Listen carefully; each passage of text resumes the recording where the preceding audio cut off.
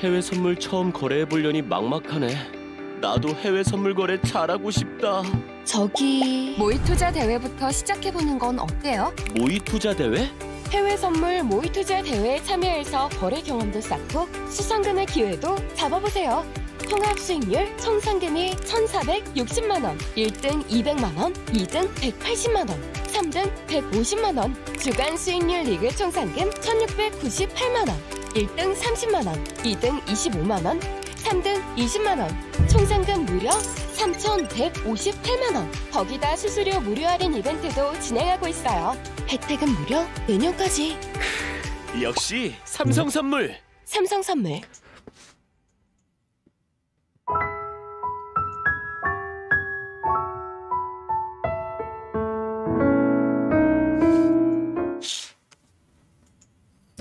네, 안녕하세요. 삼성선물 리서치센터에서 금리와 채권 선물 분석을 담당하는 허태호 연구원입니다. 이번 주 월요일 미국의 10년 금리가 5%를 터치를 했습니다. 물론 그게 계속 이어지지 않고 며칠째 그보다는 좀 아래로 내려오면서 좀 시장이 금리 상승에 대한 부담을 좀 덜어낸 분위기이긴 합니다. 하지만 이제 더 이상 금리 상승이 없을 거냐? 우리가 이제 금리가 너무 올라서 힘들었던 증시나 우리 생활에서 금리 폭풍이 이제 다 지나간 거냐라고 안도하기에는 전 좀 이르다라는 판단을 하고 있습니다. 왜 그렇게 생각하는지 그 이유에 대해서 뒤에서 말씀을 드리도록 하겠습니다. 네, 이번 주 미국의 10년 금리가 월요일에 우리나라 시간 월요일에 5%를 터치를 하고 그때 이제 그 유명한 뭐 뉴스를 보셔서 아시겠지만 미국의 이제 여러 가지 그 인용되는 유명한 투자자들이 숏커버에 나섰다. 뭐 주식이라고 하면 뭐 매도 포지션을 취하다가 이제 그것을 이익 실현하거나 아니면 손절을 하면서 이게 다시 반등하고 뭐 채권도 사실은 마찬가지죠. 가격과 금리는 반대니까 가격이 떨어지던 것을 이제 숏커버를 하면서 5%는 터치를 했지만 이내 금리가 다시 하락하는 채권 가격이 상승하는 이런 모습을 보였습니다. 한 차례 좀 폭풍우가 지나갔다. 이렇게 말씀을 드릴 수 있겠습니다. 이렇게 그 금리가 고점을 찍고 좀 내려오는 모습, 그리고 최근에 이스라엘 팔레스타인 간 긴장이 조금은 완화가 되면서 주식 시장에는 좀 호재로 작용하는 모습입니다. 지난주부터 있었던 이벤트들을 하나하나 살펴보면 지난주에 파월 의장이 중장기 금리 상승을 용인한다. 물론 이렇게 얘기는 하진 않았지만 중장기 금리 상승에 대해서 크게 우려하지 않는 모습을 보이면서 시장에서는 이거를 장기 금리 상승을 용인했다. 이렇게 해석을 하고 있었고요. 이러한 해석을 뒷받침하면서 월요일에 미국의 10년 금리가 유럽 시장에서 5%를 터치를 했습니다. 2007년 이후에. 그리고 주말 사이에 그리고 지금 이번 주에도 이스라엘군이 지상으로 진입하는 이런 지상전에 대해서 우려를 그리고 또 그것이 이란이 전쟁에 참여하는 확전 우려까지도 같이 하고 있었는데 이러한 긴장감이 조금 완화되면서 유가 하락뿐만 아니라 사실은 제가 보는 포인트는 유가 하락도 유가 하락인데 전쟁이 확전될 시에 미국이 부담해야 할 재정 부담 위험이 후퇴했다. 이것이 사실은 조금 더 중요한 포커스가 아닌가 싶습니다. 마지막으로 어제 독일과 유로존의 중요 지표 발표가 있었는데요. 좀 긍정적으로 생각을 해보자면 글로벌 제조업이 좀 바닥을 다지는 모습이 아닐까라고 생각을 해보고요. 이것은 글로벌 제조 3국, 뭐 제가 붙인 말인데 뭐 다른 분들도 마찬가지 시각을 가지고 있겠지만 한국, 중국, 그 다음에 독일 이 3개국의 조금은 긍정적인 어떤 모습이 아닐까 이렇게 생각을 해봅니다. 네, 그럼 이제 각 이슈에 대해서 자세히 설명을 드려보겠습니다. 11월 초에 있을 FOMC를 앞두고 블랙아웃 기간이 이제 시작이 됐습니다. 지난주 이제 토요일부터 공식적으로 시작이 됐는데요. 그 이전에 파월 의장이 뉴욕 경제클럽에서 발언이 있었습니다. 일단은 모두 발언이 있었고 이 패널들의 질문에 대해서 답을 하는 이런 시간을 가졌는데요. 일단 발언 내용을 항목별로 살펴보면 물가에 대해서는 인플레이션이 점차 낮아져 가고 있다.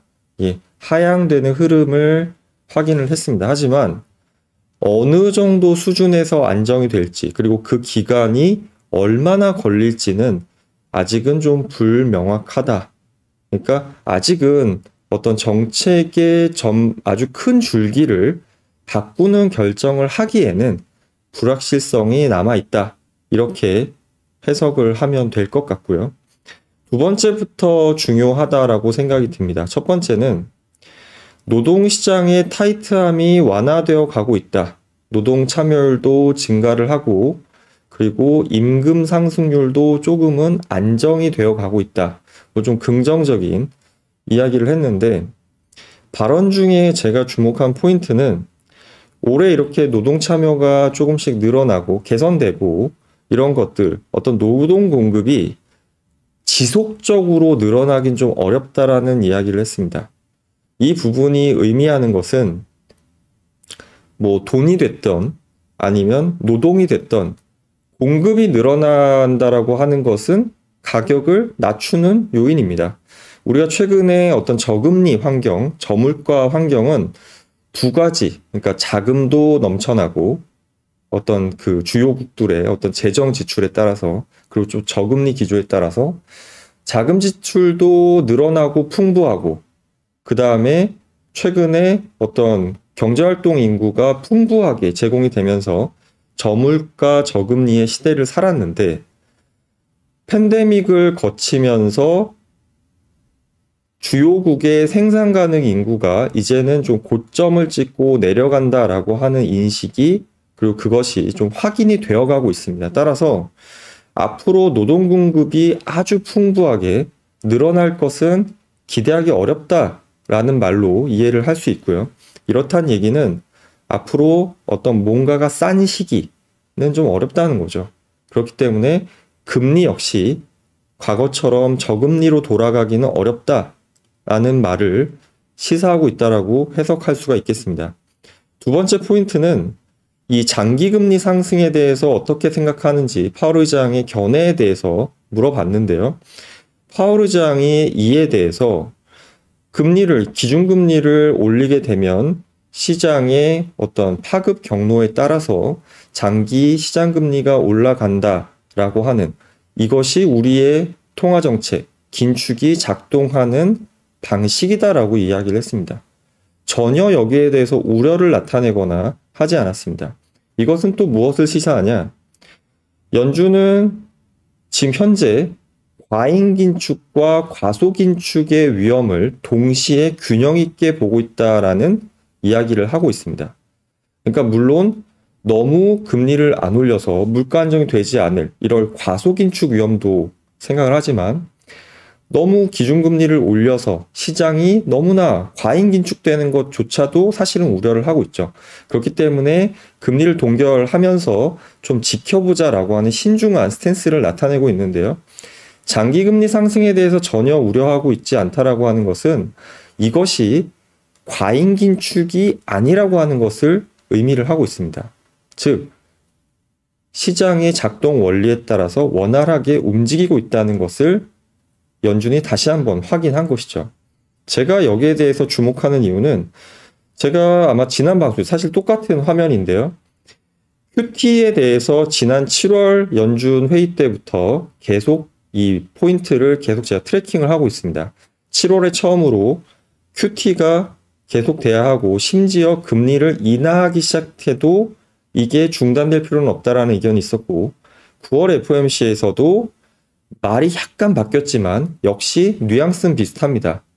QT가 계속될 수 있다. 금리를 인하하기 시작해도 이 이야기는 연준이 더 이상은 장기 금리를 하향 안정시킬 의지 아니면 의도가 없다라고 제가 강조를 몇 번 드린 적이 있습니다. 이런 것이 최근에 앞서 보셨듯이 파월 의장의 발언에서도 확인이 된 듯이 장기 금리를 하향 안정시키는 것은 더 이상 연준의 어떤 의도가 아니라는 것을 다시 한번 강조드리겠습니다. 자, 그러면 이제 우리의 삼성선물 HTS에서 이런 것을 이제 한번 좀 자세히 살펴보겠는데요. 지난 월요일에 미국 10년 금리가 5%를 터치했어요. 물론 제가 보여드린 차트는 선물 차트이기 때문에, 마이크로 10년 선물의 차트이기 때문에 현물 금리와는 사실 조금 다를 수 있어요. 뭐 그래도 큰 차이는 없다라고 전 무방하다고 생각하는데, 제가 이것을 보여드린 이유는 5%를 터치한 시점이 어디인가가 중요하다고 생각하기 때문입니다. 보시면 지금 뭐 저희 삼성물 HTS에서 이제 뭐 MTS든 보시면 마이크로 10년 선물의 고점을 찍은 5%를 초과한 시점이 제가 30분 차트 기준으로 갖고 왔는데요. 한국 시간 저녁 7시 경이었습니다. 자, 한국 시간 저녁 7시 경이면 아직 미국 본장이 시작하기 전이에요. 네. 그때 금리가 고점을 찍었다라고 하는 것은 소위 말해서 시장이 되게 얇은 가운데서 찍은 거예요. 이 얘기는 시장이 얇을 때 뭔가 수급 공백이 생겼고, 그때 뭔가 받아줄 만한 매수 주체가 없는 상태에서 채권이 일시적으로 급락했다는 거죠. 그런데 그 후에 어떻게 됐죠? 여기 보시는 것처럼 미국 본장을 들어가면서 금리가 굉장히 급락을 했습니다. 금리 급락은 뭐냐? 채권 가격 급등이죠. 즉 매수 주체가 들어왔다는 건데, 이때 뭐라고 얘기를 했냐면 수급 공백이 생겨서 어쨌든 간에 결과적으로 5%를 탕 치는 순간 뭔가가 트리거된 거예요. 그러면서 채권 저가 매수일 수도 있고, 채권 선물 숏 포지션을 잡았던 주체들이 이익 실현이 됐던, 아니면 또 그렇게 이익 실현을 하면서 채권 선물이 반등할 때 어떤 손절을 하던, 뭐가 됐든지 간에 숏 커버가 집중이 되면서 금리가 무려 거의 20bp 가까이 내렸습니다. 채권 가격이 그만큼 급등을 한 거죠. 사실상 굉장히 오버슈팅을 했다, 이렇게 평가를 할 수 있고요. 어떤 시장이 얇지 않은 정상적인 상황에서 벌어진 일이 아니다 라고 하는 것을 이 선물 시장의 흐름에서 볼 수가 있고, 저는 그렇기 때문에 이것이 오버슈팅한 정상적인 상황에서 이루어진 것이 아니기 때문에 이게 과연 찍고 내려올 거냐, 그래서 더 이상 5%로 가는 일이 없을 거냐 라고 하는 데 대해서 수급 측면이 5%를 찍는데 영향을 미친 건 분명하고, 하지만 펀더멘탈을 생각을 해보면 앞으로도 다시 그 자리에 좀 가지 않을까, 이렇게 생각을 합니다. 그 이유가 첫 번째로 제가 이제 이번 주 방송에서는 불가피하게 블룸버그 차트를 좀 많이 갖고 오는데요. 이거를 좀 이제 일반적으로 차트를 만들기가 조금 힘들다라고 얘기할 수 있는데, 미국 채권 선물 시장에 숏 포지션이 굉장히 쏠려 있다라고 하는 것을 올해 6월 말부터 지속적으로 경고가 나오고 있던 상황입니다. 여러분들 삼성선물 통해서 선물을 거래해 보시면 아시겠지만, 선물이라고 하는 것은 결국은 제로섬 게임이에요. 그래서 매수와 매도, 롱과 숏이 항상 다 펼쳐보면 제로가 되는 게 이제 선물 시장의 속성입니다. 그런데 이것을 주체별로 아니면 목적별로 구분을 해보면 보통 이제 투기 목적이라고 합니다. 정확하게 영어로는 non-commercial. 그러면 커머셜은 뭔데? 커머셜은 해지를 위해서 거래하는 걸 커머셜이라고 하고요. 커머셜이 아닌 건 다 non-commercial. 그래서 한국어로는 보통 그냥 투기적 목적 이렇게 이야기를 하는데, 제가 지금 2006년부터 갖고 왔어요.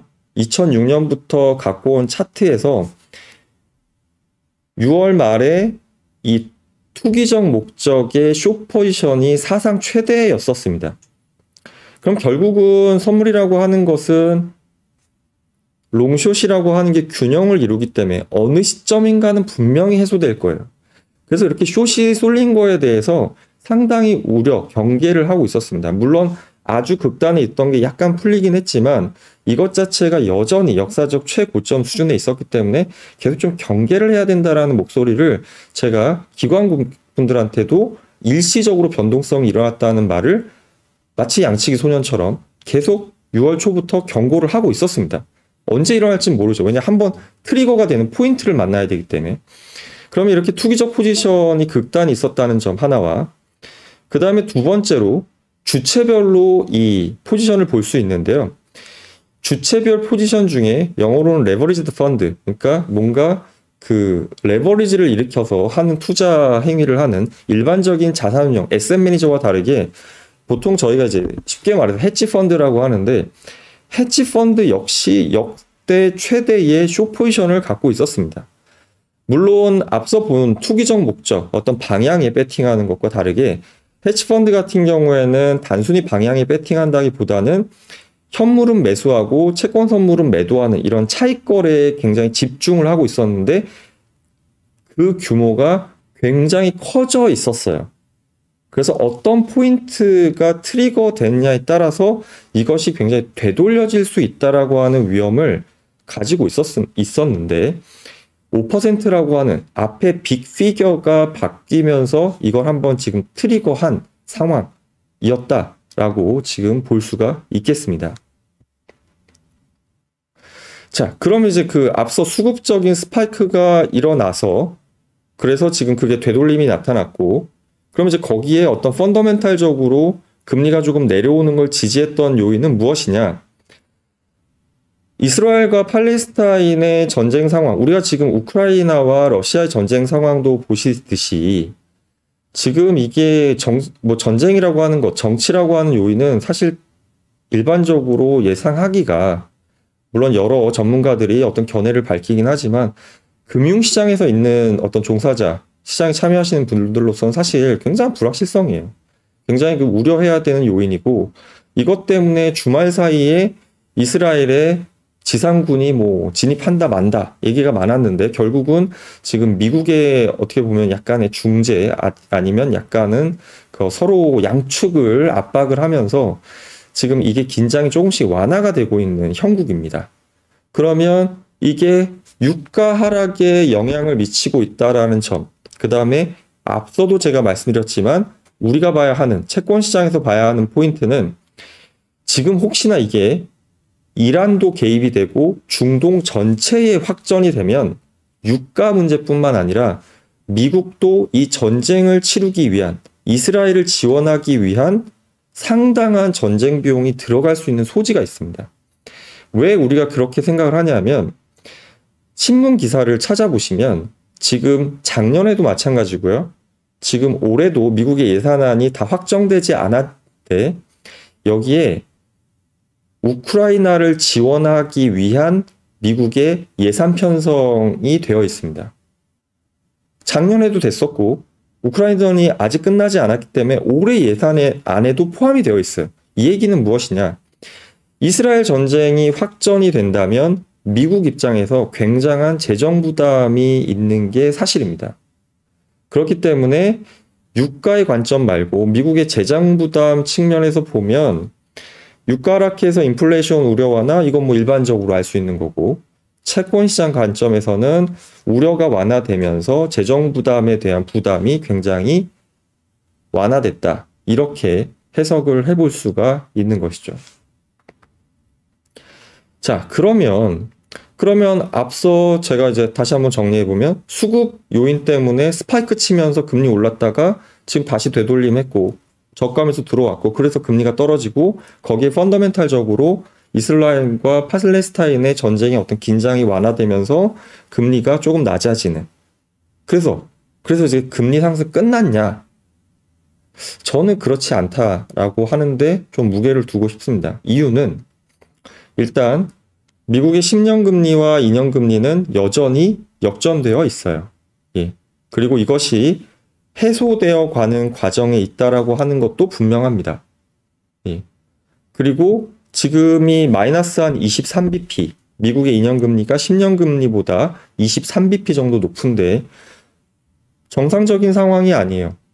금리가 정상화된다, 구간이 어떤 수익률 구조가 정상화되는 과정은 결국은 중단기 금리보다 장기 금리가 더 높아야 되는 이런 어떤 정상화 과정으로 가야 합니다.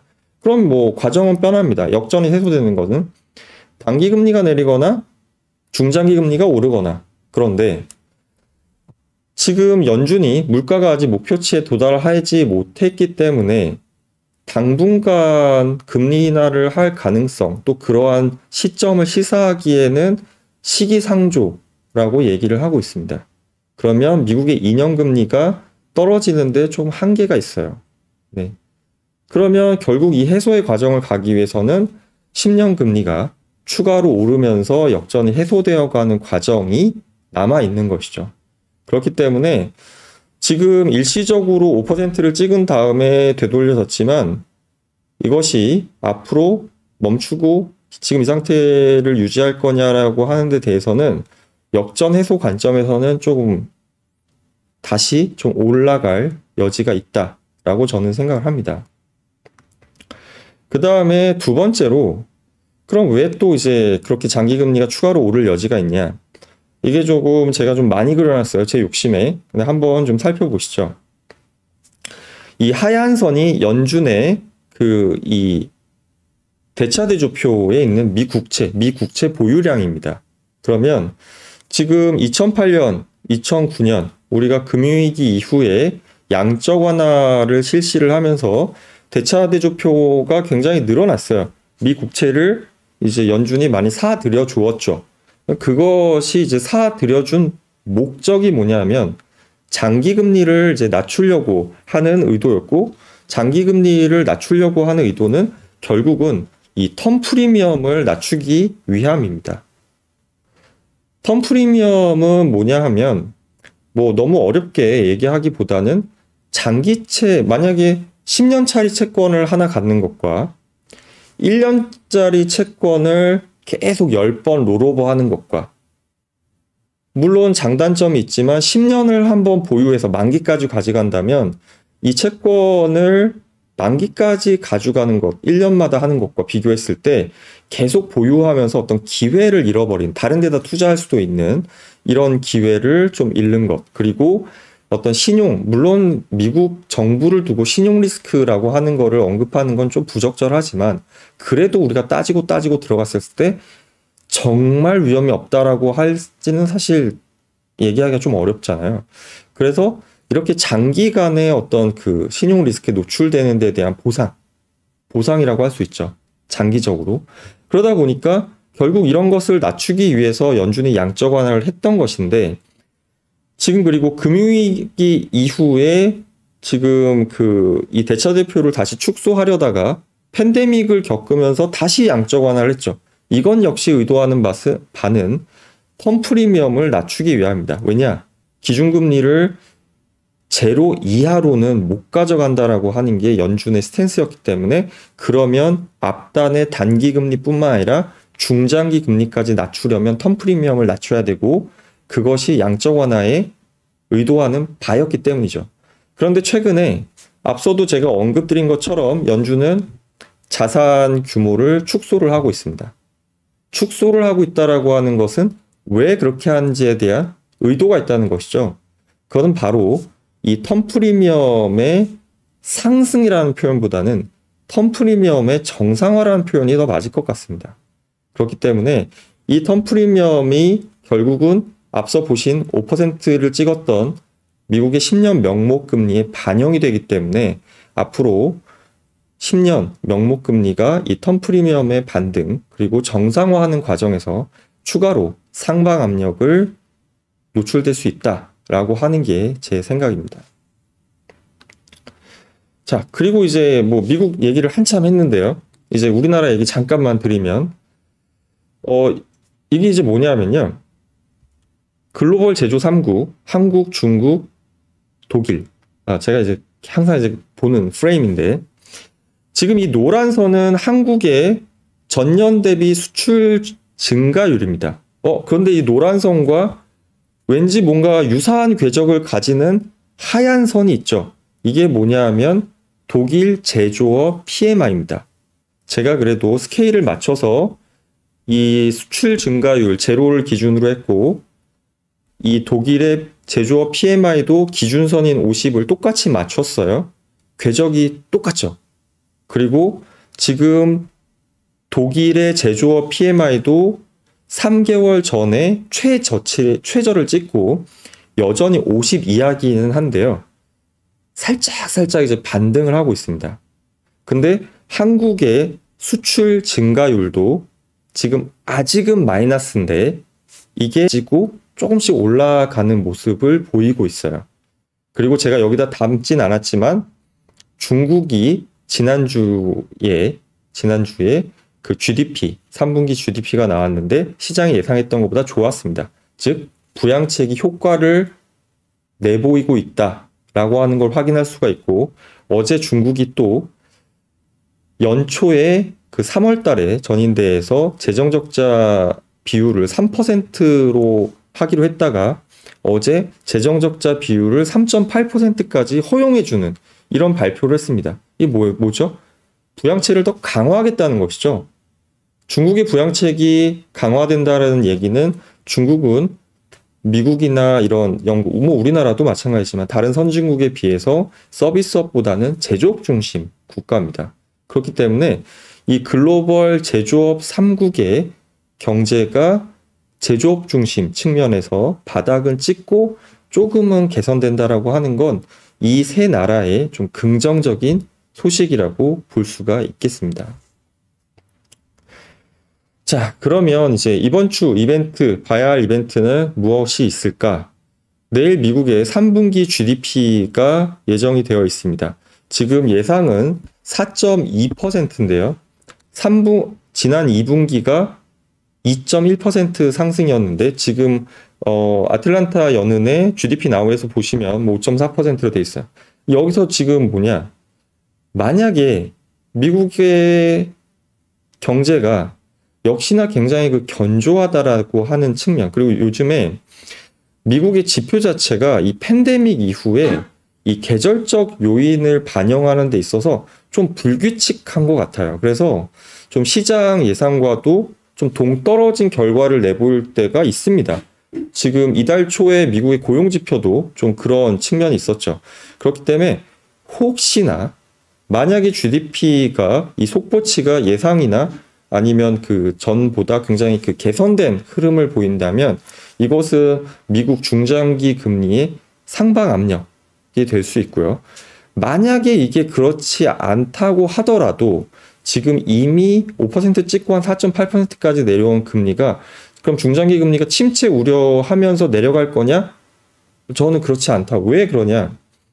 만약에 경기 침체, 지표가 좋지 않아서 경기 침체 우려가 혹시나 3분기 GDP 뭐 그렇지 않을 것 같다.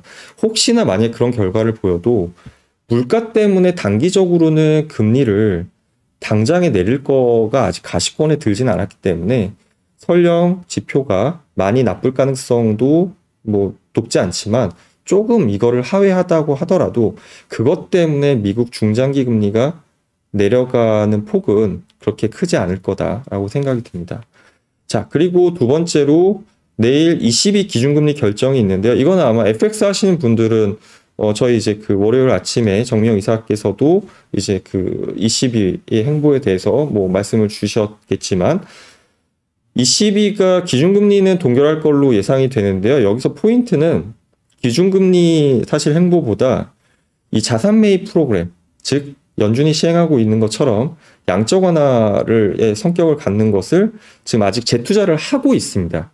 재투자를 하고 있는데 이것을 언제까지 지금 운영할지, 그리고 내년에 재투자를 이제 중단해야 될 텐데 이것에 대한 논의를 이번에 혹시 시작을 했다라는 얘기가 되면 유로존의 중장기 금리 상방 압력이 될 수 있습니다. 그런데 유로존은 어떤 문제가 있냐면 지금 이탈리아 금리가 또 많이 오르고 있어요. 항상 뭐 지금 계속 이 방송하는 몇 년 내내 항상 드린 말씀이지만 유로존은 독일과 이탈리아 안전자산과 위험자산이라고 하는 극명한 대조에 중간에 프랑스가 있어요.